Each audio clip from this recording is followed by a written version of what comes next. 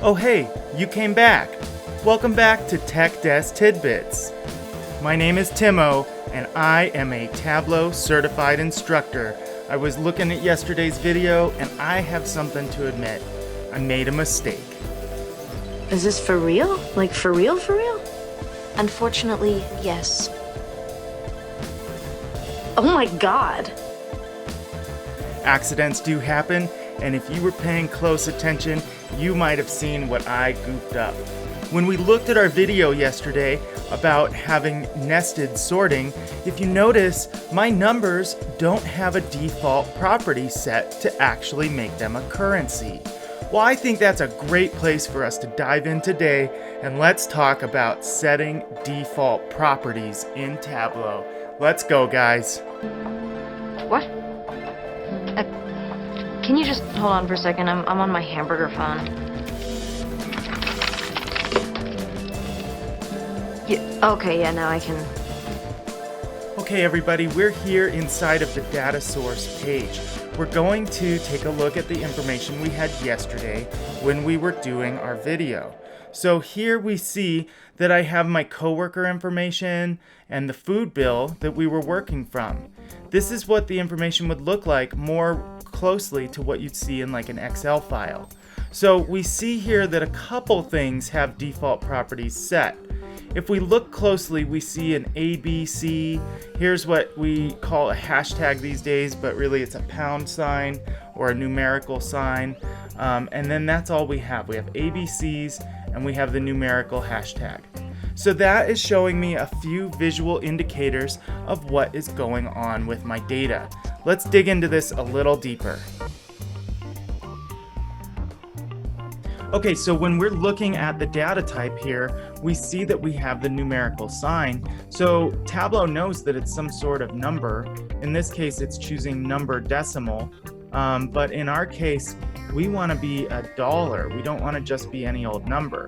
So a good indicator that we don't have it set correctly as the default property is there's no dollar sign here. There's no indicator that this is a dollar.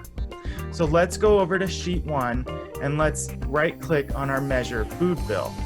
We can go then down to default properties here and you'll see all the options for default properties.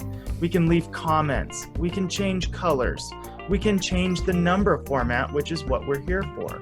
So let's do that now. I'll click on number format and it shows me this secondary box. Inside of this box, I can actually choose which number format I use. So I want to be using currency, and in my case, currency standard is fine because they're small amounts and they include decimal points. If you're working in thousands or hundreds of thousands or millions of dollars, maybe you want to use custom currency and take out those decimal points. You can also do cool things like changing your display units to show in thousands. So this is definitely a way when you start working in thousands or millions or billions of dollars that you can start showing it without all those extra zeros. We're just going to do currency standard for now. When I click OK, let's see what happens to our view. I can go and build out the same visual from yesterday, and now you see that I have my dollar signs attached. Since we're going a little deeper here, let's open a new instance of Tableau, and we're going to open up Sample EU Superstore. Okay, you see I have all these different indicators of what these data types are. Many of these are default properties.